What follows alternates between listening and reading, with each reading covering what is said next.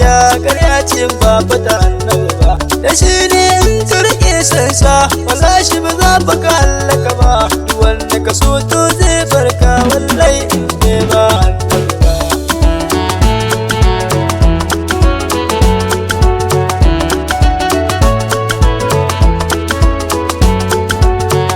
Da shi ɗaya ne ya yi Isra'i ya miraji shi ya je ya sama.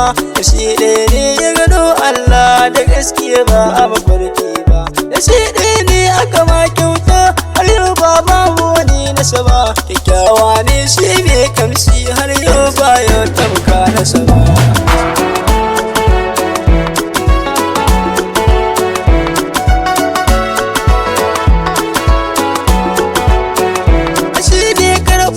Sallah ya ce mi bauta dangina, shi ne aka ba damar ceto ranar lahira to habibina. Ashe ɗaya ne dan yi hijira ya je shi Madina habibina, domin ceton al'ummar sawa zai ya gamba annabi ba.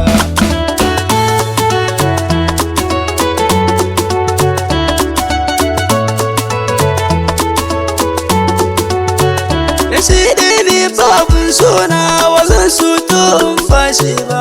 Da mun komai ya ban komai me ya rage ni bai mini ba. Da shi aka bawa Qur'ani ya ce mi sallah ni zakka kuma yau azumi kuma yau sadakawa zai gamba annabi ba.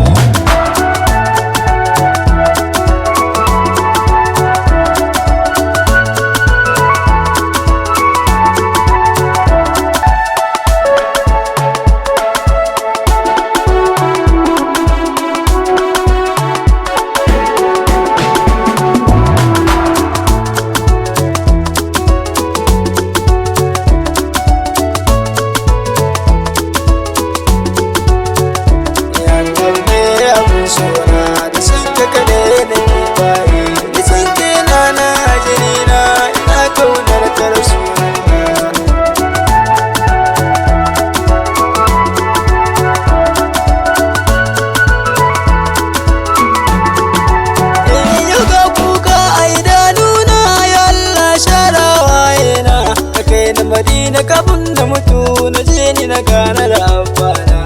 Domin nisan sai na raina gani sai ne cika burina. Ya Allah sharawa ina ni shi ne riki ba wani da saba.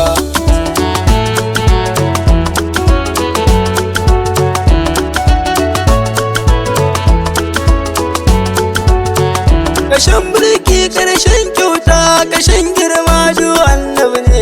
Karshe na do karshen kyawu karshen kamshi do annabi ne. Karshen haske mai kyan tafiya karshen tsafta do annabi ne. Domin kuwa shi ya haɗe komai har yau ba yau tamka nasa ba.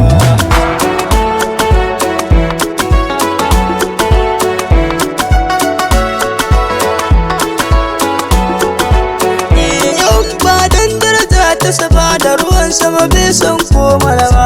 Yau ba dangar za ta saba rana iska ba su zo mana ba. Yau ba dangar za ta saba da furanni ba za su fito mana ba. Ƙarshen daraja ƙarshen girma wallahi ba a yi annabi ba.